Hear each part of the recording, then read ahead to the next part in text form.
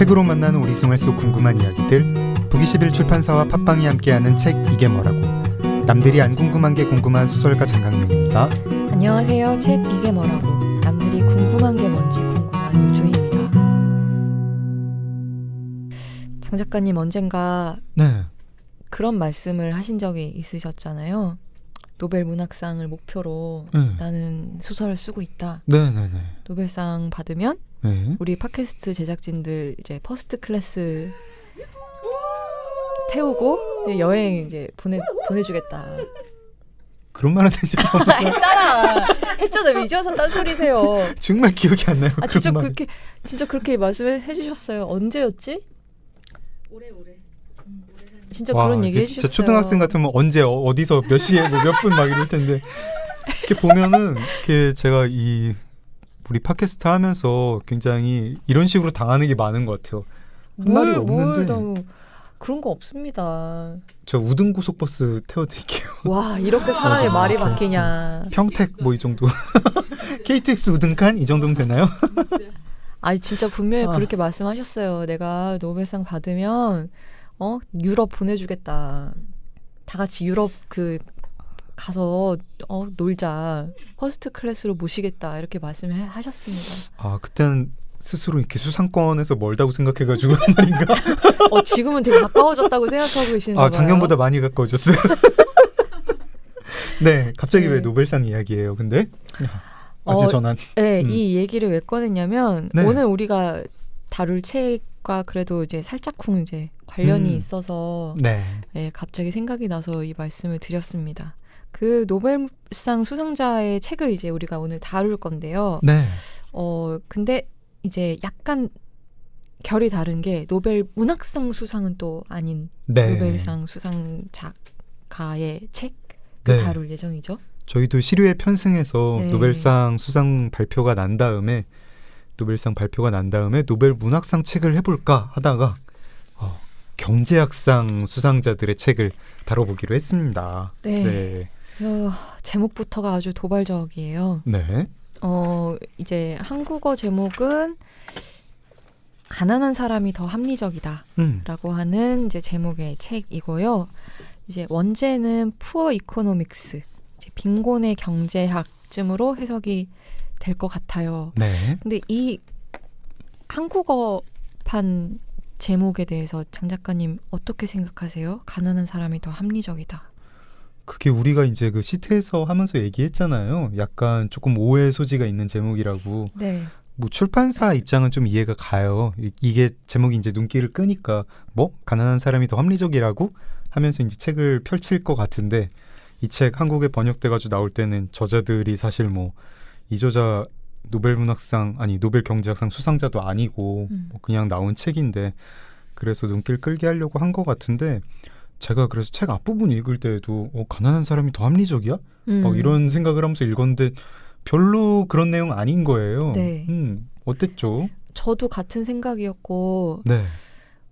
가난한 사람이 더 합리적이다라고 하는 제목을 보면서 저도 이제 그리고 저는 약간 이 책 내용 자체를 좀 다른 쪽으로 생각을 하고 있었던 것 같아요. 아, 어떤 식으로요? 그러니까 이제 이 책이 이제 세계의 이제 빈곤 국가들의 이제 빈곤의 문제에 대해서 접근하는 거잖아요. 네. 근데 그런 어떤 배경 지식이 전혀 없는 상태에서 이제 이 제목을 딱 봤을 때 저는 그냥 단적으로 제 주변에 이제 가난한 친구들 생각이 먼저 났어요, 실은. 그래서 이렇게 같이 살아가고 있는 이제 세상 속에서 이제 좀 돈이 없이 가난하게 살고 있는 사람들의 어떤 생활에 대해서 내가 모르는 부분들이 있을 수 있다. 그리고 내가 간과했던 걸 좀 이참에 알 수도 있겠다. 혹은 내가 어쨌든 나와 가깝게 지내는 친구들이니까 내가 조금 다르게 도움을 줄 수도 있을 것이다. 어쩌면. 그러니까 이런 굉장히 개인적인 그런 느낌을 가지고 책을 이제 읽게 됐는데 아주 막 세계적이고 네. 되게 거창한 어떤 맞아요. 세계적 이야기를 하고 있어서 아 이게 아니었네 약간 그런 생각도 했고 우리나라의 가난한 사람 얘기는 아니에요. 네. 맞아요. 네, 정말 그 제3세계 빈곤층에 대한 네. 그런 이야기였죠. 그래서 정말 좀 오해의 소지가 있다. 네. 이 제목은 약간 그런 입장입니다. 영어 부제가 A Radical Rethinking of the Way to Fight Global Poverty. 오, 이렇게 씨. 발음이 오늘따라 좋으시네요. 그러게요. 뭐 이게 왜죠? 뭐 하기 전에 뭐라도 마셨나? 네. 네. 세계 빈곤 문제를 해결하는 방법을 근본적으로 다시 생각해 보기. 이렇게 번역이 되는데 이 부제가 사실 책 내용을 제일 정확하게 설명을 하고 있습니다. 정말로 네. 지금 제3세계라고 하는 그런 국가들, 빈곤 국가의 빈곤층을 지금 원조하는 방식이 왜 이렇게 잘 작동이 되지 않는지 그리고 어떤 식으로 이거를 제도를 만들어야 될 건지 그런 내용입니다. 네. 뭐 이렇게 돌이켜 보면은 제가 노벨 문학상을 수상한 네. 작가의 책을 읽은 것도 그렇게 많지는 않을 것 같아요. 손에 꼽을 것 같은데요. 그런데 노벨 경제학상을 수상한 사람의 책은 거의 처음이 아닌가 싶어요. 네, 그 장 작가님은 어떠세요? 저는 세 번째인데요. 노벨 진짜? 경제학상 수상자 역시. 책 읽는 게 아니 근데 이런 얘기 어떨지 모르겠는데 사실 노벨 문학상 수상자 책 너무 어렵지 않나요? 그거 노벨 문학상 수상자 책보다 노벨 경제학상 수상자 책이 더 쉬운 경우가 좀 예, 말도 안 돼. 있습니다. 저는 데니얼 카너먼의 생각에 관한 생각이라는 책이랑요. 리처드 탈러의 넛지라는 책을 읽었는데 둘 다 노벨 경제학상 수상자의 책인 거고 그렇구나. 둘 다 재밌습니다. 네. 되게 국내에서도 인기 많은 책이잖아요, 둘 다 그렇죠? 넛지가 베스트셀러였어요. 네. 그리고 그 하나도 안 어렵고 솔직히 제 생각에는 생각에 관한 생각이 훨씬 좋은 책인데 넛지가 한국에서 되게 많이 팔렸어요. 그렇구나. 네. 이 두 책 다 저한테도 굉장히 익숙한 책, 둘 다 읽어보지는 않았습니다만 어쨌든 이제 노벨 경제학상을 수상한 이제 어떤 그 학자의 책을 이제 저는 이제 거의 처음으로 읽어본 것인데 예, 어려웠습니다. 저는. 아 그래요? 네. 저희가 책 들어가기 전에 노벨 경제학상 이제 올해 수상자가 3명인데 그중 네. 2명이 이제 같이 쓴 책이거든요. 가난한 사람이 더 합리적이다. 그리고 둘 다 책 내용하고 별개로 그냥 사람이 좀 화제가 됐습니다. 저자들이. 어떤 화제가 있었어요? 뭐 눈길 끄는 거 몇 개 있었죠. 그 둘이 부부예요. 네. 둘이 부부고 부부인데 이렇게 사제지간이었어요 원래. 그렇게 목소리가 작아지시죠? 아니 그냥 이렇게 저기 뭐 그러게요. 무슨 비밀 얘기하는 것처럼. 결혼하기 전엔 비밀이었겠죠. 그랬겠죠? 네, 교수님이랑 저기 박사과정생이랑 사귀다 결혼한 거니까. 네. 네. 뭐 그리고 좋았겠네요. 두 분 다 이제 남편분은 인도인으로 두 번째 수상자. 아, 두 번째 수상이에요. 네, 아내분은 여성으로서 두 번째 수상자. 노벨 경제학상에. 아내분 노벨 경제학상의 이 최연소 수상자. 와. 에스테르 디플로 교수님. 정말 뭐 천재들. 그런 식으로 화제가 됐고 올해 노벨 경제학상 자체도 약간 화제가 됐는데 네. 그런 얘기 먼저 해놓고 나서 책 얘기 들어가 보겠습니다. 네. 노벨 경제학상 어떤 상이죠? 노벨 경제학상. 네. 이게 노벨 경제학상이 엄밀하게 얘기하면 또 노벨상이 아니라고 하네요. 그래요? 네. 오.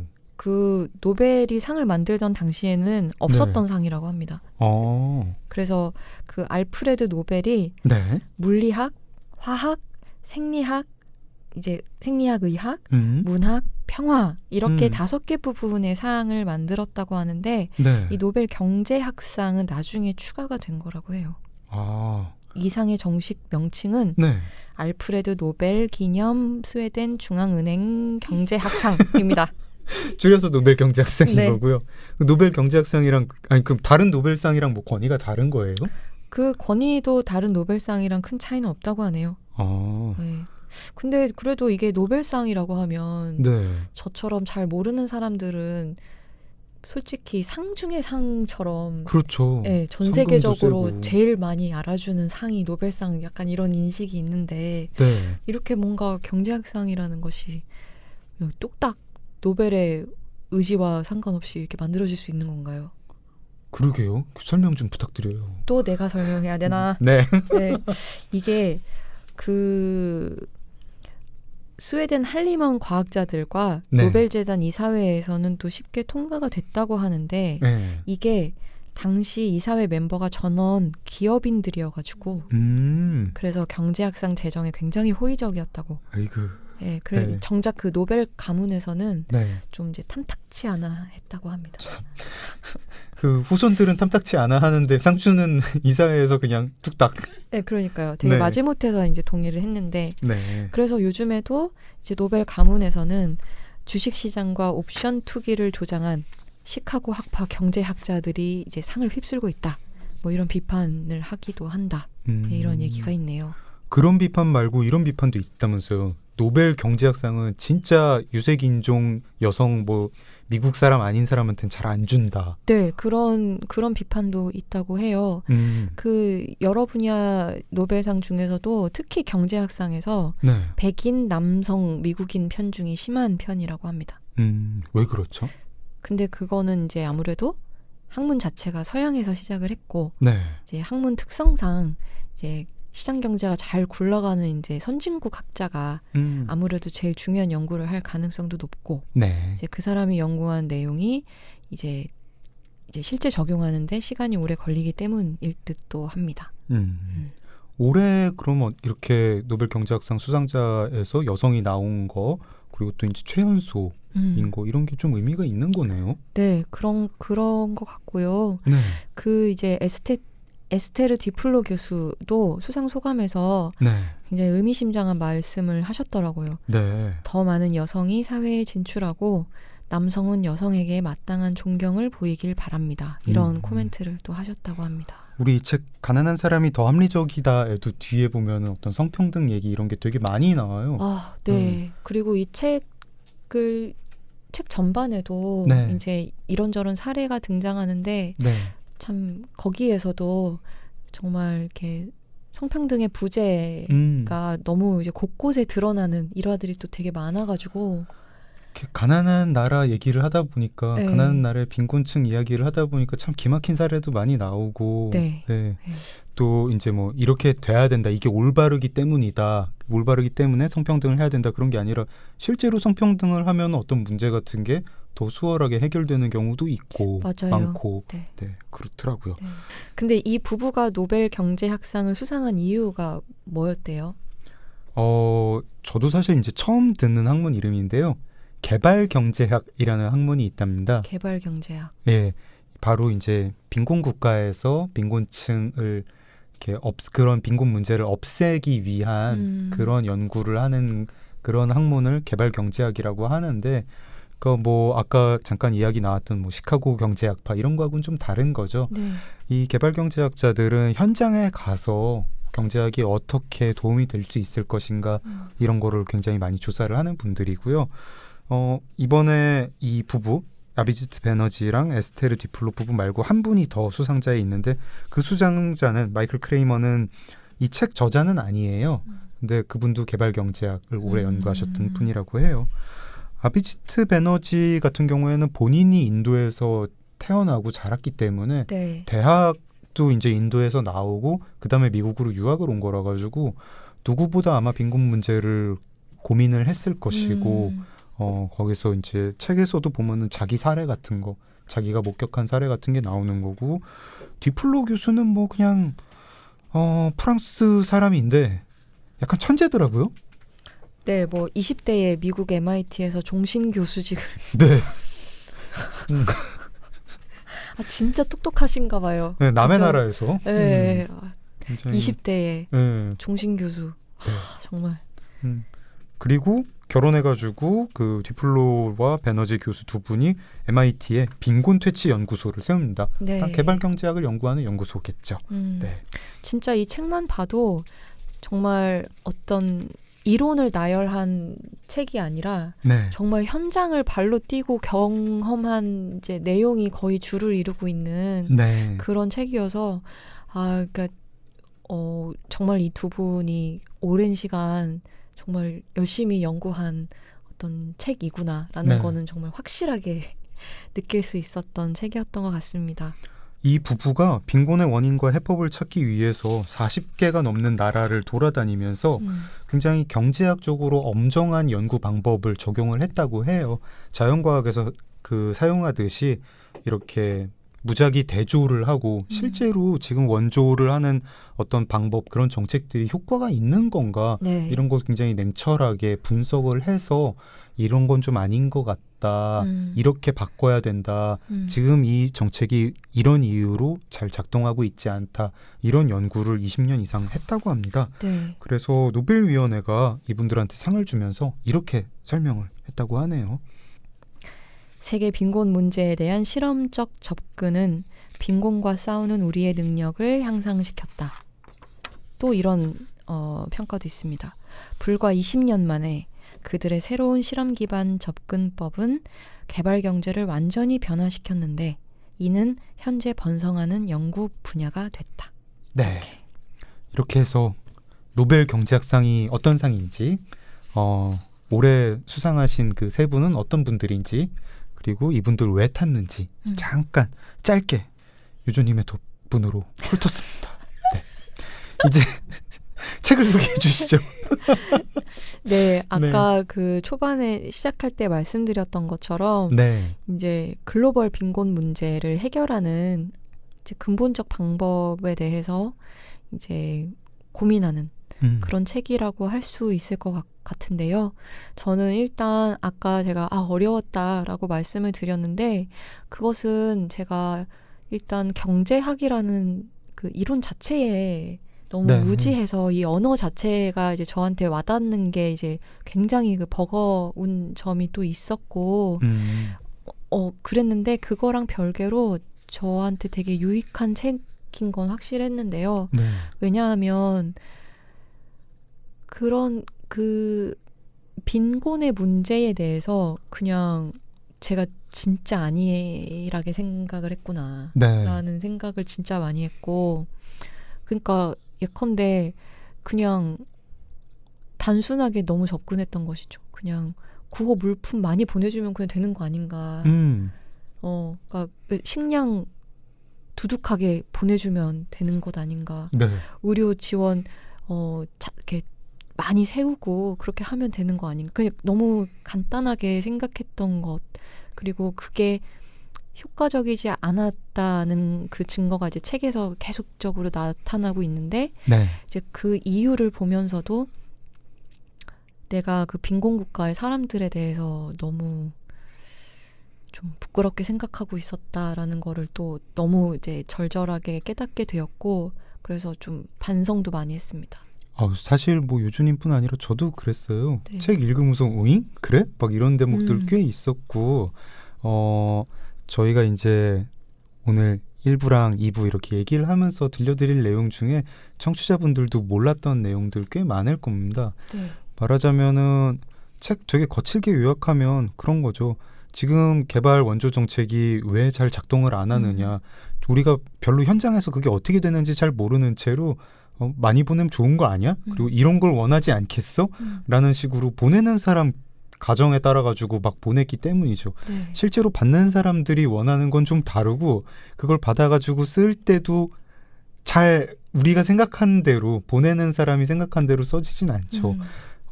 디플로 교수, 베너지 교수가 그런 것들을 책에서 쭉 밝히고 있고, 이 책에서 조금 어려운 부분이 뭐냐면 이제 자기들이 밝힌 거를 꼭 이렇게 막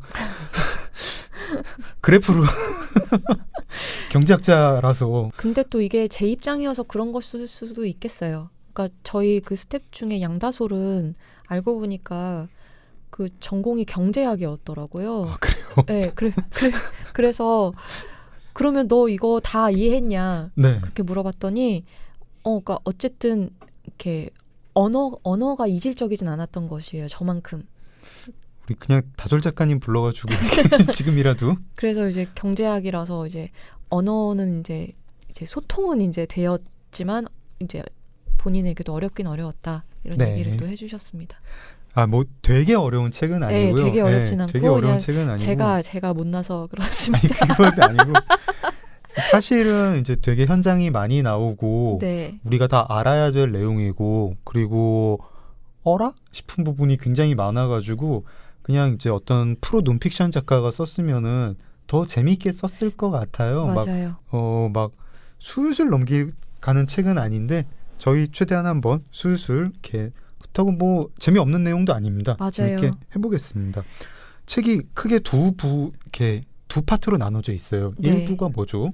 1부가 이제 왜 지원들이 제대로 효과적이지 않은가에 대해서 이제 여러 이제 그 분야적으로 설명을 하고 있어요. 네. 뭐 교육이랄지 식량이랄지 의료랄지 막 이런 게 분야별로 문제들이 왜 이제 해결이 되지 않는지를 얘기하고 이제 네. 2부에서는 어떤 지원 정책을 이제 펼치면 좋을지 이런 얘기들이 또 펼쳐지고 있는데 저희는 이제 책의 순서를 따라가면서 얘기를 나눠보려고 해요. 네. 그래서 이제 1부에서는 현재 우리가 이제 시행을 하고 있는 이런저런 지원 방식들이 왜 이제 제대로 작동하지 않는지 이유들을 좀 알아볼 생각이고, 그리고 2부에서는 그러면 이제 어떤 지원 정책을 펼치면 좋을지 이제 저자들의 제안을 들어보는 시간으로 들여다보도록 하겠습니다. 네. 식량 지원, 의료 지원, 교육 지원, 그리고 뭐 출산 정책들 지금 뭐 많이 하고 있습니다. 여러 네. 구호 단체들도 하고 있고 유엔 같은 국제 기구들도 하고 있고. 근데 썩 잘 되는 것 같지가 않아요. 네. 이렇게 썩 잘 되는 것 같지 않으니까 사람들이 구호 단체 사람들도 그렇고 거기에 후원금 내는 사람들도 그렇고 좌절감을 느껴요. 이거 밑받친 독에 물붓기 아니야? 이런 생각을 느끼고, 또 한편으로는 입 밖으로 얘기는 안 하지만 그런 의구심들이 있어요. 야, 이거 거기 좀 아닌 것 같아. 왜 이렇게 애를 많이 낳는 거야? 왜 이렇게 식량 사라고 뭐 종자를 사라고 돈을 주면은 그걸로 종자를 안 써, 그걸로 뭐 텔레비전 사고 핸드폰 사고 왜 그러는 거야? 막 하면서 원망하고 막 이 사람들 참 뭔가 속에 있는 말 꺼내진 않지만 거기 사람들 좀 이상해. 뭐 이런 식의 그러니까 생각들을 저는 많이 하는 거죠. 솔직히 원망이 아니고 정말로 좀 솔직히 좀 한심하게 생각했었어요. 네. 특히 아니 지금 한 끼 한 끼를 근근히 해결하는 마당에 네. 왜 이렇게 아이를 계속 낳는 거야? 네. 왜 그러는 거야 대체? 약간 이러면서 막 바보 같아. 약간 이런 생각을 하고 있었던 거예요. 막 뭐 하루에 필요한 끼니를 못 먹는다고 가난하다고 해가지고 계속 지원을 해줬는데 가보니까 끼니를 못 먹는 건 맞는데 집에 냉장고 있고 텔레비전 있고, 그럼 그 생각이 드는 거죠. 아니 끼니를 못 먹는다면서 왜 그 돈으로 TV를 샀지? 뭐 이런 생각하게 되고, 그 나라에선 또 엄청 비싼 건데. 그러니까요. 네. 네. 이러면서 다들 원망을 하면서 이거 좀 아닌 것 같다라고 생각을 하고 막 분석도 나름대로 해보려는데 뭐 이렇게 잘 설명이 안 되는 거죠. 그 나라가 부패가 심해서 그런가?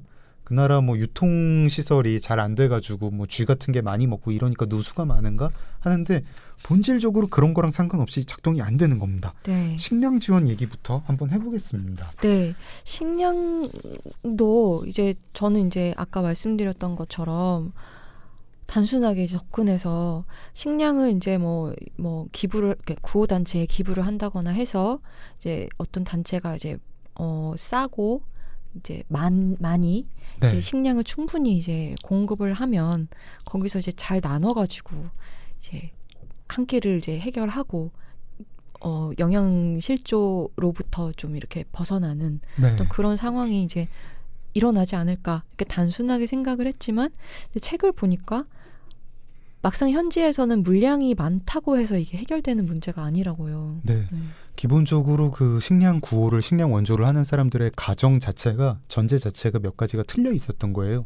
저자들이 지적하는 것 중에 하나가, 첫 번째, 좀 이렇게 저희 말투로 좀 편하게 얘기를 해볼게요. 배가 고파도 사람이 밥만으로 살 수 있는 건 아니다. 그 TV를 가지고 있는 사람들, 끼니를 못 때우면서 TV를 갖고 있는 사람들한테 거기를 보면서 좌절하는 게 아니라 이렇게 물어본 거죠, 저자들은. 아니 왜 그 TV를 살 돈은 있는데 왜 끼니는 해결을 안 하세요? 라고 물어봤더니 놀랍게도 여러 사람들이 공통적으로 얘기를 합니다. TV가 음식보다 중요하다. 이게 어떤 뭐 이렇게 굉장히 어차피 자기가 계속 24시간 노동을 하는 게 아닌 상황에서 뭐 겨울이라든가 아니면은 뭐 밤 같은 때에 할 일이 굉장히 없고 사람이 가난한 사람도 배가 고픈 사람도 지루한 거예요. 지루하고 TV가 엄청난 오락거리가 되는 거예요. 그래서 그 경우에 합리적으로 자기가 있는 돈을 가지고 먹을 걸 좀 줄여서라도 TV를 사야겠다라는 그런 소비를 하는 게 그분들한테는 전혀 이상한 게 아닌 거죠. 이게 이렇게 얘기를 이렇게 들으면 아마 그런 생각이 드실 수도 있을 것 같아요.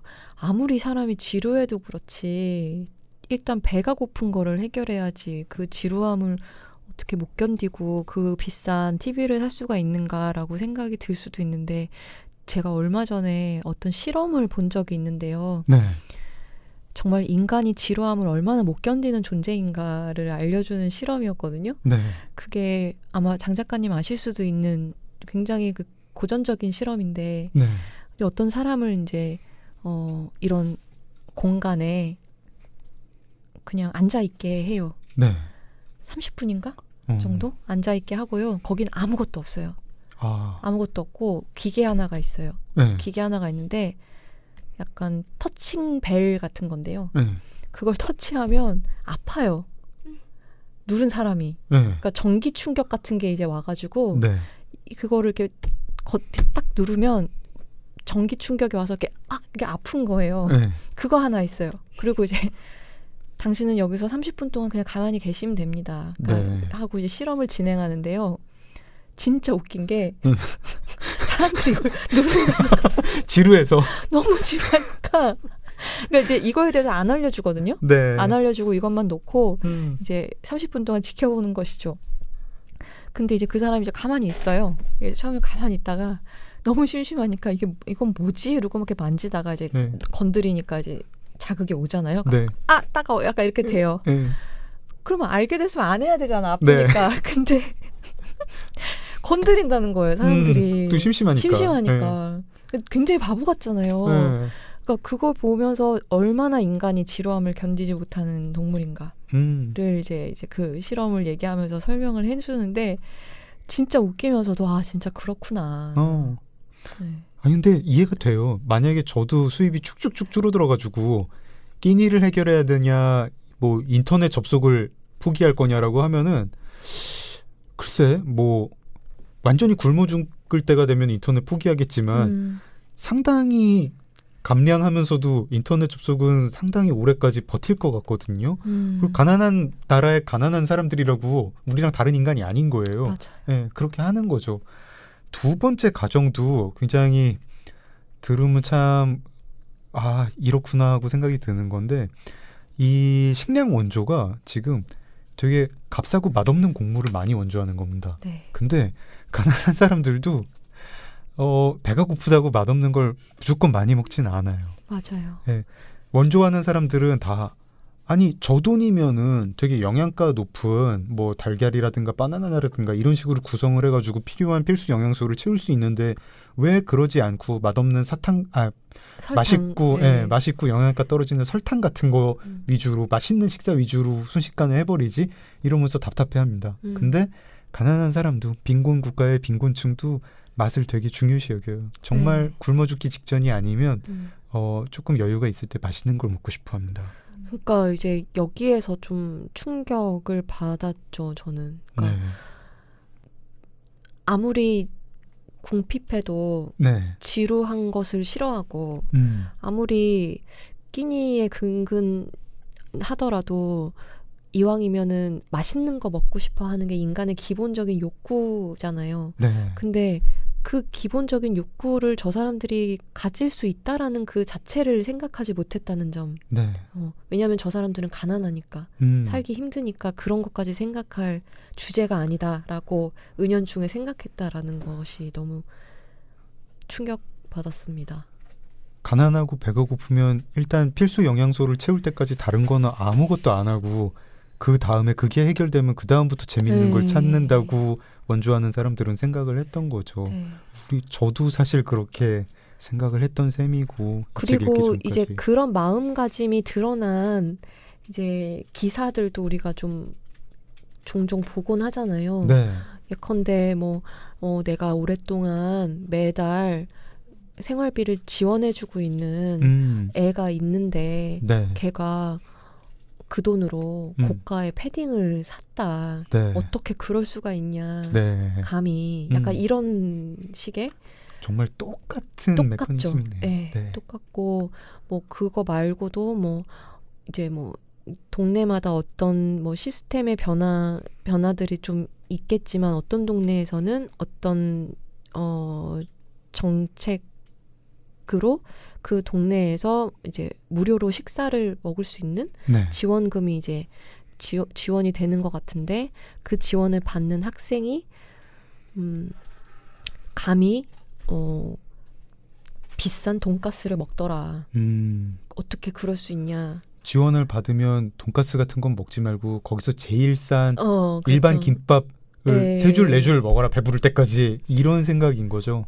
그러니까 왜 그 처지에 맞지 않는 그런 분수에 맞지 않는 그런 욕심을 부리느냐라는 그 마음이 기저에 이제 있는 거잖아요. 네. 정말 이거랑 너무 똑같은 그런 생각이고. 저자들이 얘기하는 게 그래서 뭐 우리가 마음을 바꿔 먹자 뭐 이런 식의 얘기가 아니고요. 경제학자답게 어떤 실제적인 조언을 합니다. 식량 원조를 할 때 보조금을 지원하는 거 또는 지금처럼 곡물 형태로 지원하는 게 그렇게 효과가 있는 것 같지가 않다. 그러지 말고 이 사람들의 영양이 문제라면은 곡물이 아니라 영양제를 아예 지급을 하자. 그리고 인간이라는 게 그렇습니다. 선진국 사람들도 우리 다이어트 하기 얼마나 힘들어요. 뭐 이렇게 먹고 싶은 거 되게 너무 유혹적이에요. 그리고 막 몸에 좋은 거 위주로 먹는 게 잘 안 돼요. 맞아요. 네, 몸에 좋은 거 위주로 먹지 않고 혀에 좋은 거 위주로 먹게 되니까 저자들은 아예 이렇게 얘기를 해요. 그냥 필수 영양소를 예를 들어서 특히 이 식량 원조가 그 영양 공급이 중요한 게 임산부하고 이렇게 아이를 막 낳은 엄마 그리고 또 이렇게 아이들, 어린 아이들이라고 합니다. 그래서 예를 들어서 어린 아이들이 유치원에서 어떤 급식을 받을 때 거기에 그냥 필수 영양소를 투입을 하자. 또는 그 나라 사람들이 맛있게 먹는 그 나라의 어떤 주식이 되는 곡물이 있을 겁니다. 그거를 유전자 공학으로 좀 개조를 해서 거기에 영양소를 좀 많이 넣게 하는 방법. 뭐 철분을 강화한 밀가루 같은 거 이런 거를 보급을 하자. 그게 더 효과가 있을 것이다. 기아 문제를 해결하는 데 그렇게 얘기를 합니다. 저는 그리고 또 하나 생각을 했던 것이요. 네. 우리가 어쨌든 그런 그 빈곤 국가의 삶에 대해서 네. 정말 제대로 알 수 있는 그 경로가 사실은 많이 없고 네. 우리가 빈곤 국가에서 어떻게 살아가는지를 알게 되는 그 경로라는 것이 대체적으로는 그 구호단체에서 방영하는 네. 광고들을 통해서 저 나라에서 저 사람들이 저렇게 산단 말이야? 이거를 알게 되는데 그렇게 광고하는 방식이라는 게 네. 굉장히 자극적이잖아요. 네. 단편적이고. 네, 그냥 완전히 그냥 몇 가지 완전 각인된 이미지들이 아마 다들 있으실 거예요. 네. 막 엄청 말라가지고 기력 없이 누워서 이렇게 정말 죽음을 기다리는 것 같은 그냥 의지를 잃어버린 아이의 뭐 공허한 눈동자를 막 클로즈업 한달지 네. 막 지저분하고 막 더러운 벌레랑 파리가 막 드글드글 막 몸으로 달라붙는 어떤 그런 상황을 보여준달지 막 아이의 막 울음 그리고 막 그 아이를 안고 막 어쩔 줄 모르는 엄마의 모습을 보여준달지 하는 식으로 네. 그렇게만 보여주고 도와주세요라고 얘기를 하니까 정말 그 돕고 싶어하는 사람들의 입장에서는 당연하게 네. 그냥 어떻게든 당장의 한 끼가 저 사람들한테는 중요한 문제구나라고밖에 생각을 할 수 없고 네. 그러다 보니까 그렇게 접근을 하게 되는 것인데 당장 밀가루를 좀 많이 줘야겠구나 이 생각을 하게 되죠. 같은 식으로 우리가 의료 지원, 교육 지원 또 어떤 인구 정책을 얘기할 때도 그렇게 착오에 생겨가지고 현장을 생각 안 하고 그냥 이러면 좋겠지 하고 지원하는 것들이 많았다는 게 저자들의 분석입니다. 네. 이 의료 지원 같은 경우에 사람들이 구호하는 사람들이 좌절감에 빠지는 거. 아니 여기 무료 모기장을 나눠주는데 이걸 왜 사용을 안 하는 거야? 말라리아 예방접종만 맞아도 지금 여기 말라리아 예방접종만 맞아도 그리고 우리가 무료로 해주겠다는데 그거 여기 찾아와가지고 맞기만 해도 지금 죽어가는 아이들을 몇만 명을 살릴 수 있는데 왜 안 맞는 거야 하면서 답답해합니다. 그러니까 우리가 생각했던 것보다 약간 값싸고 네. 손쉽게 의료 지원을 받을 수 있는 그게 이제 있는데도 사람들이 이용하지 않는 경우가 네. 이제 있다. 네. 네. 엄청나게 싸게 소독약을 공급을 해서 제발 물 마시기 전에 이거 타가지고 소독해서 드세요라고 해도 안 마시는 이유 왜일까 도대체. 그리고 왜 예방 접종 맞으라고 올 때는 안 오고 걸린 다음에 병에 걸린 다음에 무당 찾아가가지고 아무 효과도 없는 구슬 되게 비싼 돈을 주고 하는 걸까. 부하는 사람 입장에서는 선진국 입장에서는 너무 답답하죠. 네. 이유가 뭐라고 하죠? 이게 여러 가지 문제가 있는데 일단 첫 번째는 원래 인간이 그렇다라는 네. 그 얘기를 합니다. 네. 원래 인간은 예방에는 좀 무심하고 네. 이제 병에 딱 걸렸을 때 이제 치료에 적극적인 존재가 네. 인간이다라는 점을 얘기를 하죠. 네. 이 방송을 하고 있는 저희들이나 방송을 들으시는 상당수 청취자분들이나 제가 반박 불가인 이야기를 한번 해보겠습니다. 우리 다 운동하면 성인병에 막을 수 있는 거 알아요. 굉장히 적은 비용으로 성인병을 막는 길 뭐죠? 운동. 술 담배 안 하고 술 담배 안 하고 운동하고 네. 네, 일찍 일어나고 일찍 자고 네. 몸에 좋은 라면 안 먹고 네. 네, 그러면 되죠. 네. 근데 그거 지키는 사람이 몇이나 있냐고요. 다 예방 안 하고 성인병 걸리면 그 다음에 비싼 돈을 들여가지고 진료를 받고 수술을 받습니다. 그렇죠. 네. 근데 진짜 우리가 이게 진짜 이거는 뭐 빈곤국가나 선진국이나 예외 없이 네. 인간이라면 대체적으로 다 그렇게 좀 어리석은 면이 있는 존재들이고 네. 그래서 우리가 그 빈곤국가에서 사는 사람들을 막 아니 왜 저거를 이용을 안 해? 왜 네. 저거를 사용하지 않아? 라고 뭐라고 할 게 아니다. 네. 네, 인간이기 때문에.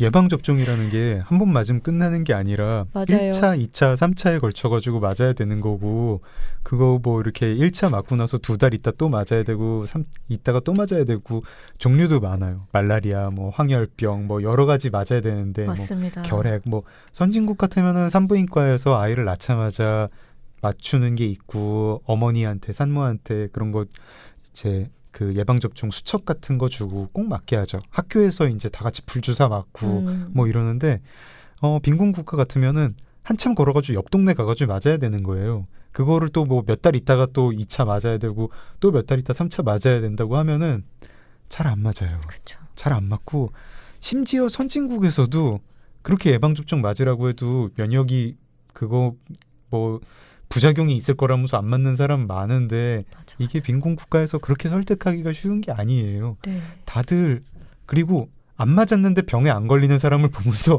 안 맞아도 되잖아라고 생각을 하게 돼요. 우리도 그렇게 생각하니까 그래서 독감 예방 주사 맞아라라고 이렇게 막 이제 얘기해도 네. 나 작년에도 안 맞았는데 감기 안 걸렸는데 이러면서 네. 이제 안 맞아도 되겠거니 하면서 안 맞는 사람도 되게 많을 것이고 네.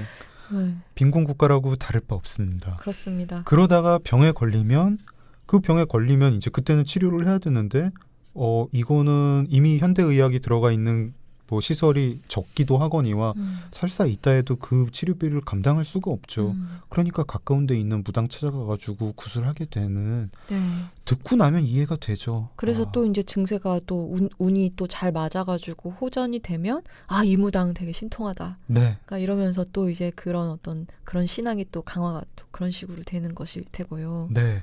그리고 연구자들이 직접 가가지고 이제 현장 조사를 해본 결과 그 빈곤 국가에 있는 공공의료 시설이라는 게 공공병원이라는 게 생각보다 수준이 안 높더래요. 뭐 의사는 적은데 환자가 많으니까 제대로 진료를 못 하는 거예요. 질문 3개 하고 뭐 어디 아파서 왔어요? 뭐 열 나요? 뭐 밤에 잘 자요? 질문 평균 3개 하고 약 바로 처방해 주는 정말 뭐 그 약이라는 게 뭐 진통제 뭐 그런 것들이겠죠. 해열제 뭐 이런 정도.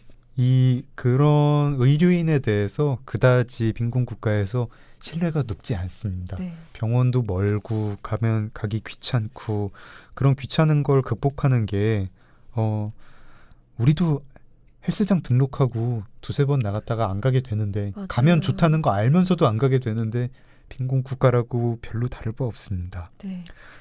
저자들이 그래가지고 제안하는 게 또 있죠. 이거 차라리 이렇게 바꾸면 어떻겠느냐. 네, 그래서 저자들은 이거를 개인한테 맡겨두면 해결되지 않는다. 그래서 이거는 굉장히 그 정부가 네. 이제 공적 개입을 해서 강력하게 나서야 된다. 예컨대 사람들한테 이제 소독약을 주면서 이제 물에 이제 타서 먹어라라고 할 게 아니라 애초에 상하수도 시설에 처음부터 소독된 물을 제공하는 식으로 네. 이제 아예 그렇게 개입을 하고 네. 그리고 예방접종 같은 경우도 이제 예방접종 받을 때마다 뭘 더 얹어주는 식으로 네. 이렇게 정말 이렇게 혹해서 오게끔 좀 더 네. 적극적으로 사람을 꿰는 방법으로 네. 해야 된다. 약간 이런 거를 제안을 하고 있죠. 어떻게 보면은 되게 사소한 생각의 차이인데 맞아요. 이게 효력을 발휘하느냐 안 하느냐는 정말 네. 천지 차이겠죠. 우리도 만약에 물 틀었는데 상수도 틀었는데 그게 소독된 염소 처리된 물이 오는 게 아니라 뭐 대장균이 섞여 있는 물이고 매번 집에서 끓여 드세요라고 하면은 생각만 해도 너무 귀찮고. 그냥 뭐 아이씨 뭐 하다가 뭐 이렇게 맞아요. 그냥 안 죽어 이러면서 저희 주변에도 뭐 되게 많잖아요. 그러니까 뭐 이게 과일 같은 거 네. 이제 먹으려고 네. 이거 과일 먹자 씻어올게 그럼 안 죽어 이러면서 그냥 막 먹고 농약 묻어 있을 건데 그런 사람들 많잖아요. 그거 땅에 떨어지면 3초 안에 죽으면 돼 이러면서 안 죽어. 그리고 뭐 고기 같은 거 먹을 때도 굽다가 좀 덜 익었는데도 안 죽어. 요즘 고기들 다 깨끗해 막 이러면서 그냥 먹고. 그렇습니다. 인간이 원래 그렇습니다. 네. 교육 지원 얘기를 해볼게요. 교육 지원 분야도 전 여기가 제일 머리를 한 방 맞은 것 같았는데 네. 교육 지원 분야도 그 지금 원주하는 사람들을 굉장히 좌절을 일으키게 하는 분야라고 합니다. 학교를 열심히 지어도 왠지 잘 모르겠는데 효과가 잘 안 나는 거예요. 부모님들이 애들을 안 보내는 것 같아. 그래가지고 논쟁이 있는 거예요. 그 학교를 더 많이 짓고 선생님들을 더 정성이 가득한 선생님들을 이렇게 그런 사람들을 양성을 하자 이렇게 주장하는 공급 중심 그런 논자들이 있고 부모들을 잘 꿰어서 아이를 학교에 보내는 부모님한테 뭔가 좀 지원이 가게 하자 이런 어떤 수요를 중심으로 하는 그런 사람들이 있답니다. 근데 저자들의 얘기를 따르면 이 두 가지 방식 다 놓치고 있는 것이 있다. 학교는 선생님과 부모님이 전부가 아니다. 네. 그러니까 저도 사실 고정관념이 있었는데 그런 빈곤 국가에서는 다들 이렇게 광고하잖아요. 사람들이 빈곤 국가에서는 아이들이 배우고 싶어도 배울 곳이 없어서 뭐 이렇게 학교를 지어서 공부하고 싶은 아이들이 학교에 다니고 공부할 수 있는 환경을 만들어 줍시다. 근데 그렇게 얘기를 하는데 저는 나는 학교 되게 가기 싫었는데 원래 빈곤 국가에 사는 아이들은 어릴 때부터 교육에 대한 열정이 남다른가? 그래서 다들 학교 가고 싶어서 그렇게 혈안이 되어 있는가? 약간 그런 생각을 했었거든요. 네. 근데 저도 아까 우리가 이제 식량 문제 얘기하면서 인간이 원래 그런 존재다라고 했잖아요. 근데 교육에서도 아이들이 원래 학교에 가고 싶어 하지 않는 아이들이 많다. 정말 책 읽으면서 제일 놀란 부분이었어요. 학교를 짓고 선생님들이 정성을 열의를 갖고 있고 부모님들도 아이를 학교에 보내고 싶어 해요. 그런데 정작 아이가 가기 싫어하는 경우가 많다는 겁니다. 우리 맨날 이렇게 그 광고를 보느라고 좀 써갔던 것 같아. 8살 수영이는 학교에 가고 싶지만 뭐 학교에 갈 수 없고 뭐 아이들을 돌봐야 되고 뭐 해서 뭐 고사리 손으로 동생 뭐 빨래 해주면서 학교를 못 가가지고 가방을 가지고 학교 놀이를 집에서 하는 걸로 막 달래고 막 그런 거. 그래서 진짜 와 나는 저 나이 때 학교 가기 싫어가지고 막 아픈 척하고 그랬는데 진짜 쟤는 정말 저렇게 어린 나이에 너무 성숙하고 조숙하고 진짜 훌륭하다 이렇게 생각을 했었거든요. 아니 저는 그런 광고를 보면서 느꼈던 게 학교를 맨날 가라 그러면은 좀 가기 싫고 저렇게 하루도 안 가면 가고 싶은가 보다 이런 생각을 했었거든요. 근데 그냥 아이들은 학교 가기 싫어해요. 대부분의 아이들은 백범 김구 선생님이 아닌 한 그렇죠. 학교 가는 걸 싫어해요. 가난한 나라의 빈곤층 아이들이라고 선진국 아이들이랑 그렇게 다를 바 없고 학교 가는 걸 싫어한다는 게 저자들의 분석입니다. 네. 아이들이 학교 가기 싫어하는 이유가 뭐죠? 그 학교 교재가 네. 선진국 위주로 이제 만들어져 있다고 해요. 그리고 이제 또 하나는 이제 가난한 집 아이들이 다니는 학교 교사들이 열의도 좀 부족한 편이라고 합니다. 가난한 동네에 배치되면 에이 얘네들은 공부 못하는 애들인데 이러면서 좀 이렇게 자기도 모르게 각오가 꺾이고 특히 저자들에 따르면은 가난한 나라일수록 공부 못하는 아이들을 신경을 안 쓴다고 해요. 나라 전체로 보면은 뭐 우리로 치면 과학고 같은 학교 이런 거에 신경을 많이 쓰는 거죠.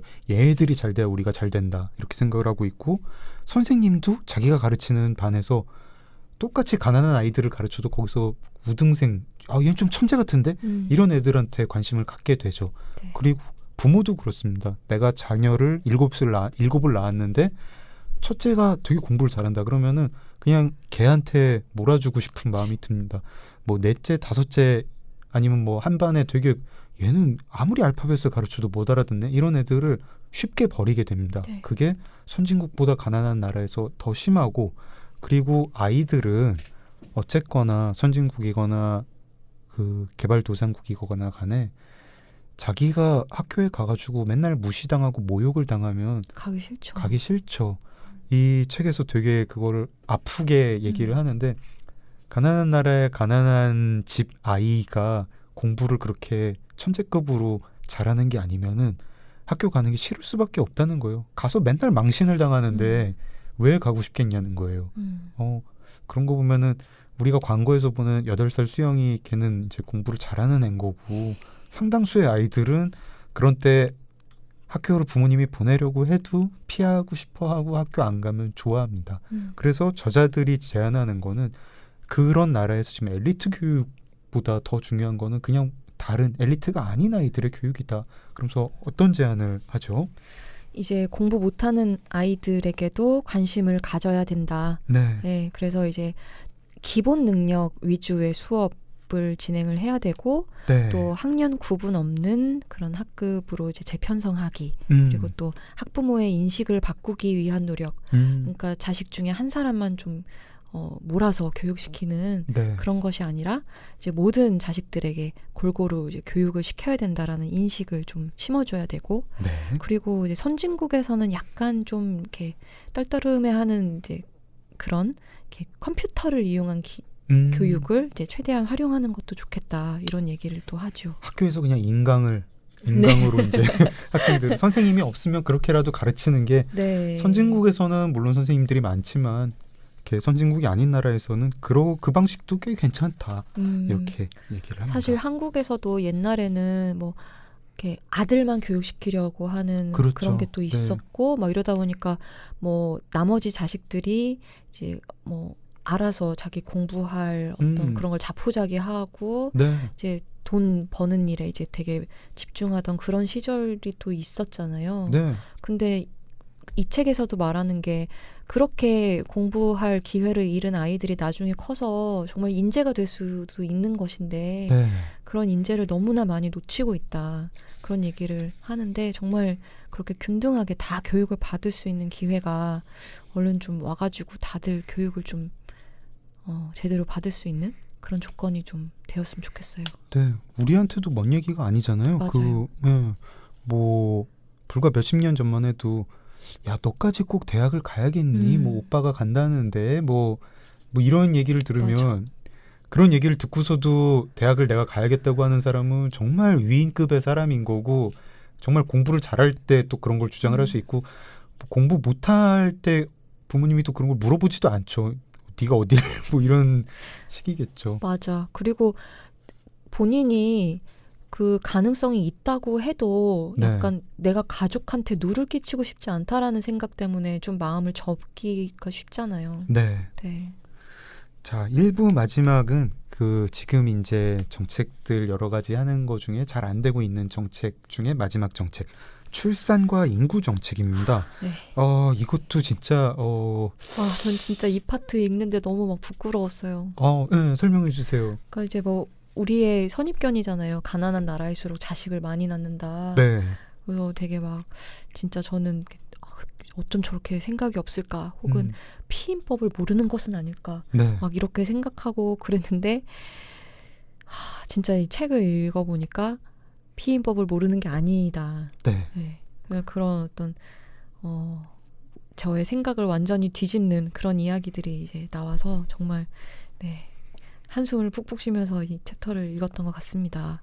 저도 부끄러웠습니다. 우리는 그 가난한 나라 사람들은 다 똑같다고 생각을 하는데 가난한 나라도 안에서 사람들은 다 다르고 다 사정이 있어요. 거기서 임신을 해야 되는 사람이 있고 빨리 지금 자기 상황을 타개하려면 임신을 해야 되는 사람이 있고 임신하기 싫은데 어쩔 수 없이 하는 사람이 있고 피임법을 알아도 그리고 그냥 피임법을 알지만 자기가 피임을 하고 싶지 않은 그런 사람들이 있습니다. 네. 어떻게 구별을 해야 될까요? 예를 좀 들어주시면. 그러니까 이제 아이를 많이 낳는 것 그리고 네. 일찍부터 아이를 낳는 것에 나름의 이제 이유가 있을 수 있다. 그러면서 얘기하는 것이 어쩌면 아이를 그들은 많이 원하고 있을 수 있다. 왜냐하면 일단 그 가난한 나라의 이제 10대 여성들 같은 경우에 네. 아이를 낳음으로써 자기가 이제 가족으로부터 독립할 수 있는 기회를 얻을 수 있기 때문에 네. 그럴 수 있다. 우리 집안 꼬라지가 진짜 지긋지긋한데 이걸 네. 나가려면 내가 남편을 빨리 얻어가지고 그렇죠. 네, 임신을 해서 네. 남편을 얻으면은 내가 우리 집안이 그지 같은 집안 빨리 벗어날 수 있겠지 하면서 그렇죠. 빨리 이성교제를 해가지고 아이를 갖고 간다는 겁니다. 밖에서 보면 저 14살짜리가 임신을 한 건 분명히 피임 방법을 몰라서였을 거야. 콘돔이 뭔지 몰라가지고 임신을 했을 거야 라고 하지만 그 14살짜리는 피임 방법을 매우 잘 알고 있고 임신을 하기 위해서 임신을 했던 그런 경우가 많다고 합니다. 또한 한편 이제 가난한 나라의 이제 가장 같은 경우에는 이제 아이를 어떤 하나의 노후 대책으로 보는 경우가 많아서 이제 아이를 많이 낳으면 이 중에 이제 하나가 이제 나를 부양해 줄 것이다 라고 하는 어떤 그런 부양의 어떤 수단으로 네. 예, 아이를 많이 낳을 수도 있고 이제 당연히 이 경우에 아들을 선호하게 되기 때문에 그렇겠죠. 이제 뭐 우리에게도 굉장히 익숙한 상황인데 뭐 딸을 낳거나 하면 이제 아들 낳을 때까지 이제 계속 낳는 그런 상황. 딸은 또 이제 결혼을 하면은 나를 부양하지 않을 것이다라는 생각 맞아요. 때문에 자연스럽게 시집 가면 남아서 끝이니까 뭐 이렇게. 네. 근데 이것도 참 비참한 게요.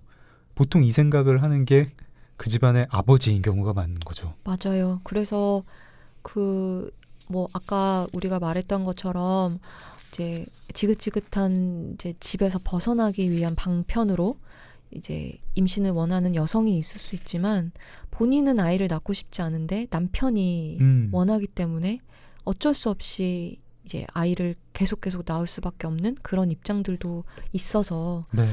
그 사례가 나오죠. 그 네. 피임 방법을 알려주는 네. 그때 이제 두 가지 방법으로 네. 피임 방법을 알려줬다고 하잖아요. 네. 하나는 남편이 보는 데에서 네. 피임 도구를 전달하고 하나는 남편 몰래 네. 전달을 하게 되는데 남편 몰래 전달을 했던 경우에서 이제 피임을 더 많이 네. 네. 그리고 콘돔 같은 피임 도구는 남자가 알 수밖에 없으니까 네. 그 가정에서 잘 사용이 안 될 가능성이 높고 어떤 삽입형 피임 도구 같은 것들 남자는 잘 모르는 것 또는 이제 뭐 경구 피임약 같은 거 뭐 이런 것들이 오히려 그 출산율을 낮추는데 도움이 되더라. 그 아내 입장에서는 피임을 하고 싶은데 남편 때문에 못했던 거죠. 피임 방법 아는데 뭐 이런 식의 기존의 어떤 이 개발 경제학자들이 세심하게 현장을 조사하기 전에 경제학자들이 단순하게 가정을 그냥 한 단위로 생각을 했다는 거예요. 맞아요. 네. 근데 사실 가정도 들여다보면 거기서 딸의 입장이 있고 맞아. 아버지 입장이 있고 아내의 입장이 있고 다 달랐던 겁니다. 그리고 이게 여태까지의 출산율을 낮추는 정책은 그런 입장을 무시하고 그냥 아버지 입장이 그 집 입장 아니겠어? 라고 생각을 하면서 남편이랑 부인 있는데 가지고 자 이게 콘돔이라는 건데요. 이거 잘 사용하시고 덮어놓고 나오면 거짓골을 못 면해요. 뭐 이러고 가면은 그 말이 잘 통하지 않는 거죠. 네. 그래서 이 파트 읽으면서도 그 우리가 초반에 잠깐 얘기했지만 그런 우리의 성역할에 대해서 네. 그런 거에 대해서도 좀 생각해 보게 되었고 어쨌든 여기에서도 아이를 낳으면 어떤 양육의 역할은 엄마에게 굉장히 고정되어 있기 때문에 네. 엄마의 입장에서는 물론 원하는 건 또 다른 문제지만 대체적으로는 많이 낳으면 낳을수록 엄마한테는 정말 부담이 많이 될 수밖에 없는 그런 문제였을 텐데 네. 예, 남편이 원한다는 이유로 낳게 되는 그런 경우도 되게 많았다라는 것이 굉장히 좀 씁쓸하더라고요. 네. 지금 일부에서는 현재 그 여러 가지 국제기구나 구조단체들이 행하고 있는 원조 정책들 대표적으로 4가지 알아봤고요. 그게 뜻은 좋은데 왜 잘 적용이 안 되고 있는지 이 베너지 디플로 그 부부 교수가 연구한 내용들 조금 이렇게 요약해가지고 알려드렸습니다. 그러면 베너지 디플로 교수는 무슨 아이디어를 가지고 어떻게 좀 새로 적용을 해보자고 하느냐 요거를 2부에 가서 얘기를 해보도록 하겠습니다. 네. 그럼 2부에서 만나요. 책 이게 뭐라고